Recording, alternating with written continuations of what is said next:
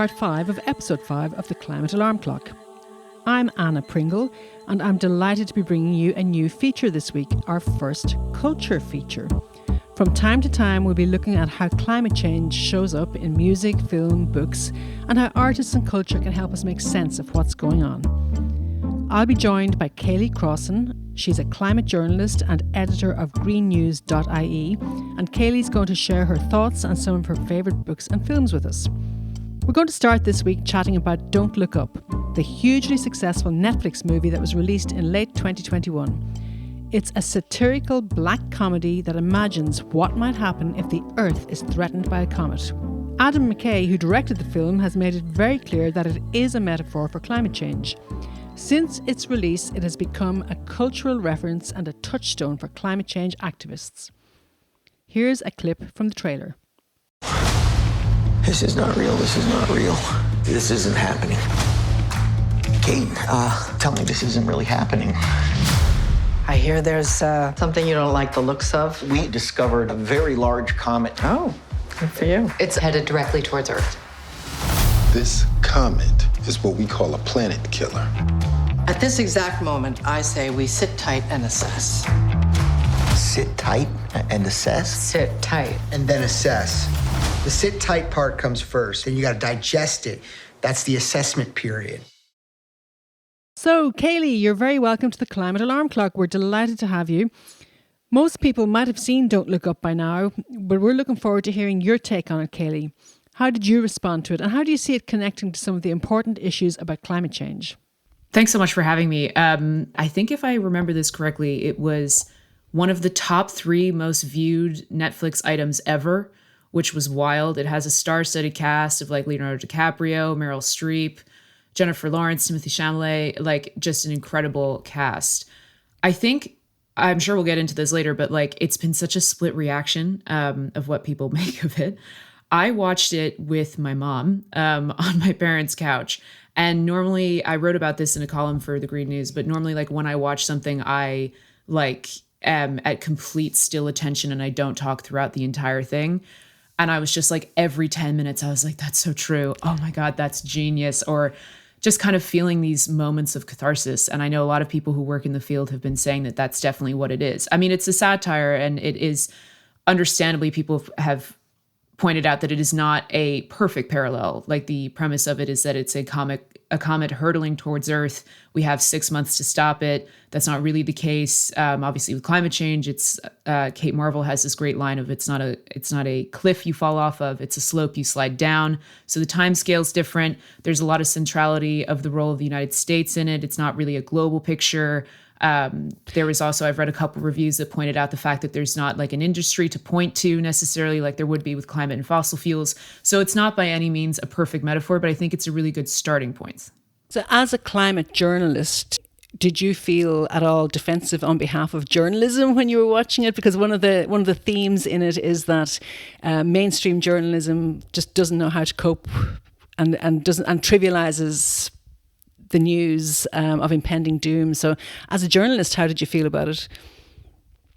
I think as a journalist, because this has been my beat now, I've just celebrated my 3-year anniversary of being a climate reporter. I think to me, it was very validating of knowing that this is such an important story. I mean, George Monbiot for The Guardian wrote a column where it was a searing critique of the media. And he was saying that like one of the main points of the whole film was about the media cycle and the news cycle. So I mean, I think it pointed out through satire and through humor a lot of the problems with the news cycle around this issue. And again, by doing that through the metaphor of a comet rather than explicitly naming it, I think it gave people more like mental fodder, if that makes sense.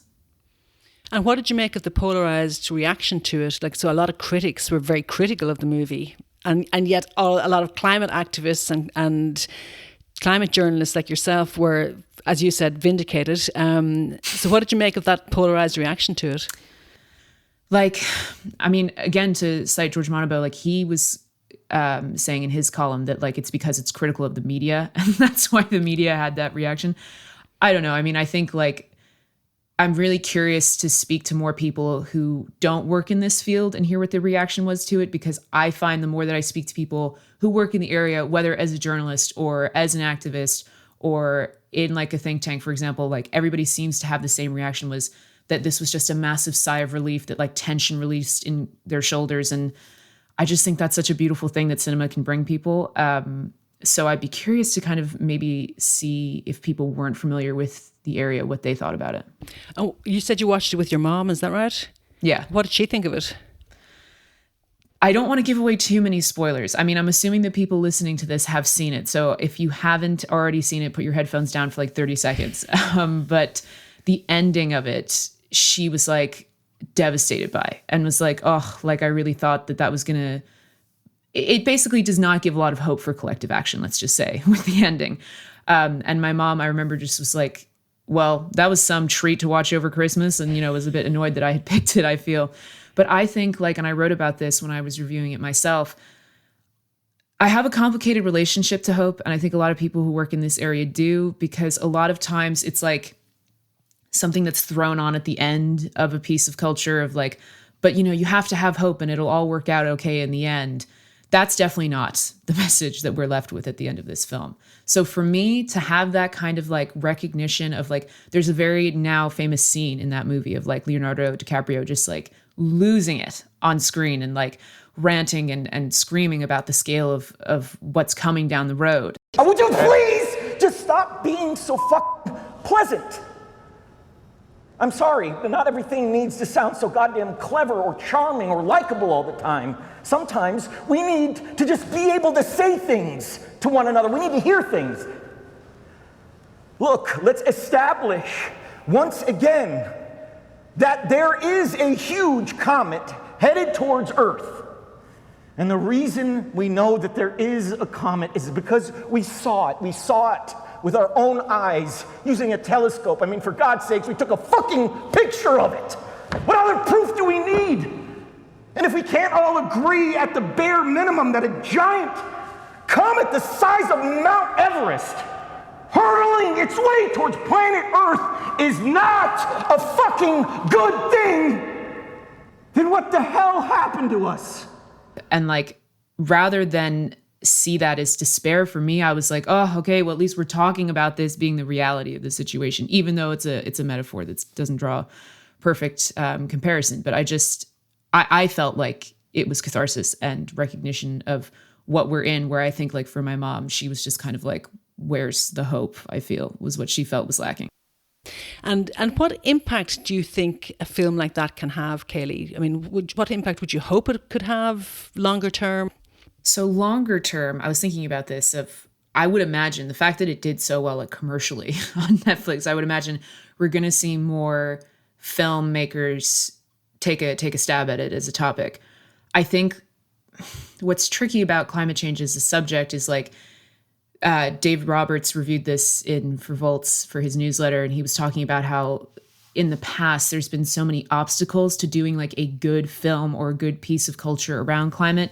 I think the key to it is like there were other plot lines going on in that story. There were like love stories. There was Leonardo DiCaprio's character struggling with fame. I think like the ubiquity of disaster in that film showed it kind of had a reflection of the fact that like people's lives continued in whatever shape that took in the face of that disaster. And I think that's something that when you can get down to that human level and have that story embedded within a larger catastrophe, I think that's what seems to reach people.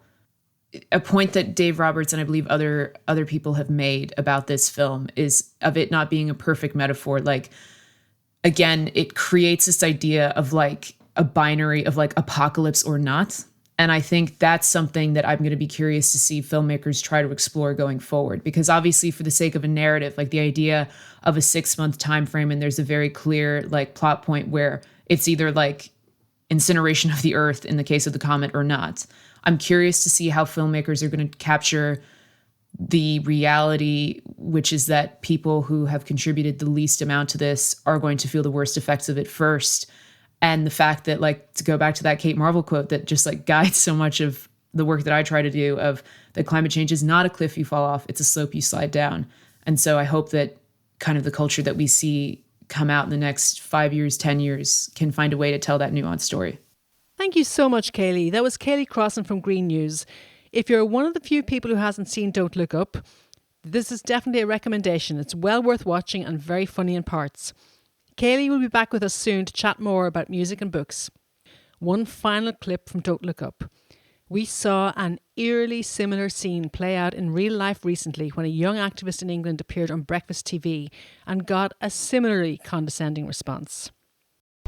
Our guests today have made a pretty big discovery in space. How big is this thing, though? And can it destroy my ex-wife's house? Is that possible? There's a 100% chance that we're all going to die. Hey. Well, the handsome astronomer can come back anytime, but the yelling lady, not so much. Here's to all the yelling ladies out there. We need more of them. And before we go, a big shout out to Sarah Talabi, a young woman who told reporters where to go when they asked her if she was dating one of the stars of Don't Look Up, Timothée Chalamet. When reporters asked her if she kissed Timothée, she said, "Great question. But a better question would be to ask world leaders why they're not tackling the climate crisis." Go Sarah, we approve. That's it for this week from the Climate Alarm Clock. We'd love to hear what you thought about Don't Look Up. You can let us know what you think on Insta and Facebook at Climate Alarm Clock and on Twitter at The Climate Alarm. And then please remember to like and subscribe to our podcast and tell your friends about it too.